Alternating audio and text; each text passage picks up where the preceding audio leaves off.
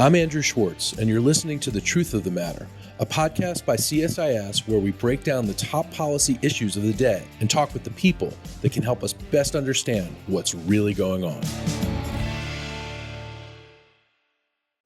To get to the truth of the matter about the latest in COVID origins, we have my dear friend, colleague, co-host on the Coronavirus Crisis Update podcast, Dr. Steve Morrison, who is the head of our Global Health Policy Center here at CSIS and also a senior vice president at CSIS. Steve, welcome. Thanks, Andrew. It's great to be with you. So it's always great to be with you. I have to ask you, the government earlier this week, I think it was Sunday, maybe Saturday, right, the DOE, Department of Energy, came out with a story and said, to reporters that COVID origins was from a lab leak. And then the White House comes in and says, well, it's inconclusive. So what is really going on here? Do you have a sense of what's happening? All right, let me do I'll try and be real quick on explaining the background context to this. Sure. If you remember, when President Biden came into office in early 21, the WHO was just undertaking in that period its first visit to China to look at the origins issue. And they were there a month. They were quarantined 2 weeks. They were not given access to the lab. They were given access to findings, but not to raw data. They came back. They said, well, we're kind of leaning heavily in the direction of the hypothesis that this was a animal to human transmission, a zoonotic spillover versus a lab leak or lab accident. They came back with that, and then Dr. Tedros said, no. Both propositions remain very live propositions, and we are going to go back and look at this again in greater depth, which remains the WHO position. President Biden comes in and in May says to 8 of our intelligence agencies, says to Avril Haines, Director for National Intelligence and the head of the National Intelligence Council, says, you have 90 days to do a quick review of what do we know about the origins, and do we come down one way or another on this question of whether it's one or the other of these two propositions. So in August, they complete that work. It becomes public in the early fall, and it's inconclusive. It basically says Avril Harriman, the NIC, the National Intelligence Council, and 4 agencies are of the view they are leaning in the direction of zoonotic spillover, but not with terribly high confidence, but they're on that side of the equation. And on the other side of the equation, the FBI comes down to saying they are moderate confidence levels that it was a lab leak or an accident. And then several other agencies were on the fence, including the CIA. Undecided, not taking a position. So what happened more recently is that the White House asked Avril Haines to go back and take another hard look. And DOE, the Department of Energy, was particularly engaged in this. And the Department of Energy, of course, under its rubric are the national labs. So it has great capacity on biological threats. It has something called the Z Division, which is a division of experts, very well-respected scientific investigative experts, and it has links to other national labs. So they were asked in particular to go do an update, go see if there's anything more that we can learn. And this was something the president was asking for an update, and an update makes perfect sense for a variety of reasons in the timing that we're in right now. We can talk about that in a moment as to why now. There's various reasons why this would be done now. So over the weekend, there was a classified document, very short, 4 or 5 page document. We haven't seen it declassified yet, but it leaked over the weekend. And it says the only change that's happened here is that DOE is now saying it is concluding with low confidence and based on unspecified new intelligence that it is in favor of the lab leaks thesis. That's the only thing that has changed. So now we have 2 institutions in that column. We still have the National Intelligence Council and 4 other agencies. We still have the CIA on the fence and a couple of other. There's a total of 8 agencies that are, along with the NIC, that are in this process. So does that change much? And we also had Chris Wray, the head of FBI, on Fox News on the 28th, give a statement talking about, yes, we have moderate confidence in lab leak based on the input they received from Fort Detrick, from the National Bioforensic Analysis Center that's out there that was created during the anthrax scare back in '04. So what we have is a government that has no consensus on this issue. There's a lack of evidence to prove conclusively either proposition. Both propositions are seen as live and very valid propositions, but it's not getting resolved, and there's an absence of evidentiary proof, and you can go back to why. Much of that has to do with blocked access and lack of sharing coming from the Chinese. And so we're stuck. We're in a frozen conflict right now in global health. It's a bit of a wormhole, and the president is totally, I think, in the right state of mind to say we can't give up on this. We need to continue to remind the Chinese of what they need to do, and we need to keep turning over every possible stone to see if we should rethink this. And that's what's happening. So, Steve, thank you for that. That helps us wrap our heads around it a little bit. But so the question I have, and you alluded to this before, is why now? Why did DOE come out and start this avalanche? And then the second question is was that irresponsible, and does that lend credence to even more conspiracy theories, more misinformation, and the general communications problems that have been associated with COVID? Well, I don't think that what DOE did was irresponsible at all. I mean, they simply made an estimation based on what they know. And we don't know and they were honest, low confidence level. New intelligence, they're in the intelligence business, they're not disclosing. There's pressures on them from Congress to declassify. The administration's non-committal on that front. But your question of why now? I don't fault DOE for what it's doing. And yes, this may appeal to the conspiracy theorists out there who want to bash China and spin an argument about lab leak or worse going on. Or bash our government. And bash our own government. Keep in mind, the original analysis that the president asked for in 2021 concluded one very, very important conclusion. COVID was not a bioweapon. It was not engineered by the Chinese. So it ruled that out, and it continues to rule that out. So it leaves us with the conclusion that this was a mistake in one way or another. Right, and there's two pathways, and they're both valid pathways, and we have to look carefully at both, and we need to strengthen our preparedness in both respects. We need to be better able to understand and anticipate transmission that will emerge from animal species and cross to humans, and we need to very much amp up our biosafety and biosecurity. There are silver linings to this stalemate in the sense that it's forced us to recognize that there's been a proliferation of laboratories around the world that are BSL-4 labs, BSL-3s, all across the globe. There's no clear protocol and norms and regulatory environment. They're conducting gain-of-function research and other forms of genetic manipulation and the like that can be dangerous. And we don't have a very clear picture for our own government, much less for the world. There is a advisory group that just came out with major findings to the Biden administration proposing a tightening of controls, and it was a very careful, well-done piece of work. But back to your question of why now, I think there's a couple reasons.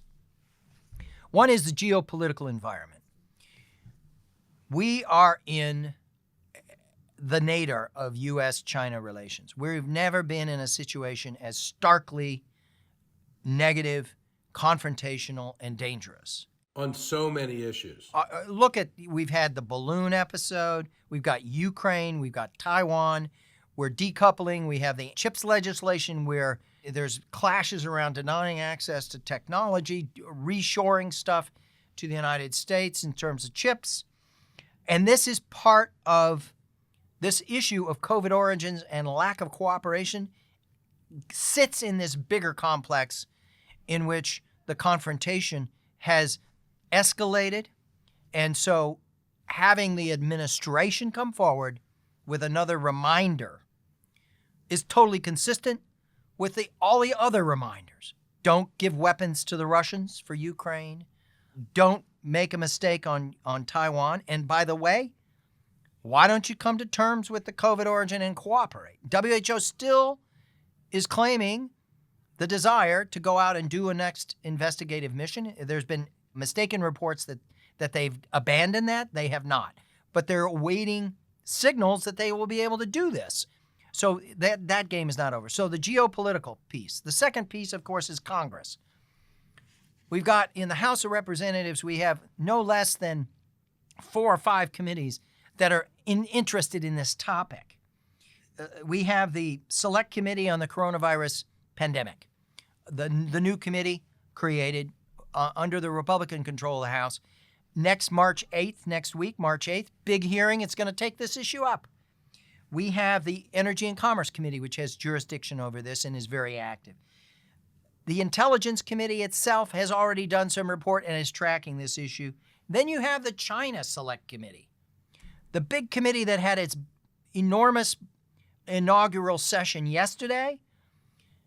Well, there was mention of this issue in that very turbulent review. You had Matt Pottinger, you had H.R. McMaster, you had a display of remarkable bipartisan consensus in the animus towards China. It's not this is a remarkable instance in our toxic Washington of consensus and concerted bipartisan action. And this issue sits there. And you have various proposals being circulated legislatively. So the administration's motive was to show a couple things. It was to show we're not inactive, we're very active, we're proactive. We're searching under every stone, and we're going to get that out into the atmosphere for discussion before these hearings really kick into high gear. The last thing I'd say is it's helpful for WHO, frankly, at some level, that the United States is continuing to remind the world that this issue matters enormously and that the U.S. is continuing to be very active. And maybe it will help. I don't know. Things are stuck for the moment, and we have to be very realistic. So, Steve, did it surprise you, though, that DOE did this sort of on its own, didn't seem to be coordinated with the rest of the agencies that have oversight over this? I don't think that's exactly what happened. I mean, I think that Avril Haines, as the Director of National Intelligence and the head of the National Intelligence Council, it's her job to coordinate and instruct. And I don't think DOE was off on some rogue action. It was operating under White House direction to use its lab network globally, use its Z division analysts, and put it to the test again and see what came out of it. And then there was a 4 or 5 page memo, classified, that went from Haines to the White House, and then that leaked on Sunday. Now, was it DOE out leaking?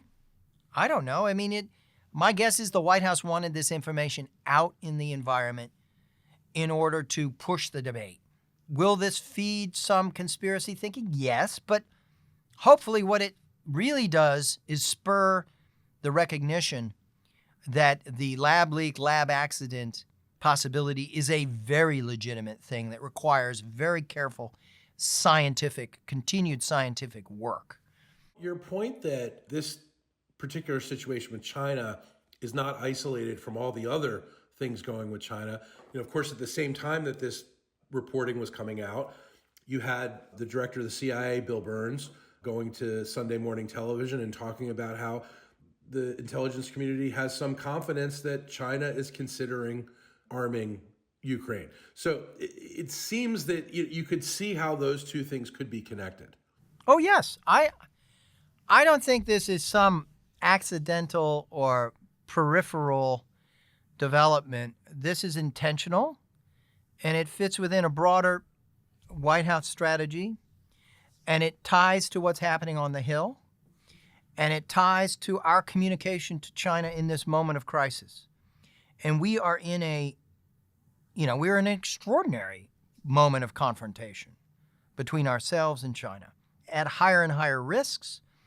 And when you look at this frozen conflict surrounding the COVID origin, you have to ask yourself, okay, if this remains a quagmire, a frozen conflict forever, and we never get to the bottom of this, does that block us from ever talking to the Chinese in a systematic, deliberate, professional, scientific basis about preparing for the next pandemic? Because we know that the next pathogen is likely to emerge. There's a high probability it's going to emerge from China. And if we have a breakdown of scientific collaborations, if we see a decoupling of scientific communities, if we see investigations of academic scientists who have been affiliated with China and they get stigmatized, that's a possibility with these investigations that are starting on the Hill. Let's hope that doesn't happen. Let's hope that scientists don't become red meat in this process. But we cannot afford to see a breakdown of all scientific cooperation with the Chinese around issues of global health security of the most basic kind. And we have had extensive ties. They have not disappeared, but they're fragile and they've been scaled back. And that's, to me, one of the big risks that's here on the table. We may decouple a bit on chips, but we can't decouple on preparing for pandemics, because if we're blind, completely blind to what's going on in China, and the Chinese are like completely inclined to just throw the barriers up and not communicate, well, guess what happens when the next big pandemic comes? Yeah, that's right. And so, Steve, final question. What do we need to do to ensure that that doesn't happen? I think we have to walk and chew gum. I mean, we have to, no one's going to give up on the COVID origin issue, but we have to figure out a way to keep the pressure up while also trying to find the basis for dialogue with the Chinese around preparing for the future. And we need to guard against damaging our own scientific community to score a few points in the short term. We don't want this generation of scientists that's coming through their training and graduate programs to say, I need to stay as far away from Asia as possible because the world is hardening into a Cold War, and I'm only going to get punished, not rewarded. We need to be very, very forceful at protecting. I mean, there's over 300 NIH grants that are active within China right now. Every major American research university, has partnerships ongoing that are very important. We can't see those disappear. We have to protect those. But we need a vision. We need a vision on global health security that doesn't shy away from saying that a dialogue for the future is in our national interest. People will criticize that and say, oh, how can you possibly propose that because they're blockading all of these other actions. It's a hard argument to make, I admit. But we cannot, as a nation, afford to be blind as to what's going on. We need to keep working this issue. Bilaterally, multilaterally, we need to keep supporting WHO. Dr. Tedros, Mike Ryan, Maria Van Kerkhove, they have all tried every possible angle with the Chinese. Public, private, coercive, deferential, and they need to keep trying. They can't give up, even when we know that the prospects for success seem remote, and we need to support them on that. We shouldn't vilify them. We shouldn't treat them as if they are a joke or that they are in the hands of the Chinese. They're not in the hands of the Chinese. We should be supporting them in whatever way we can. Steve Morrison, really, really interesting. Thank you for this analysis. We all are going to understand it much better after listening. Thank you so much. Thanks, Andrew. As always, great pleasure.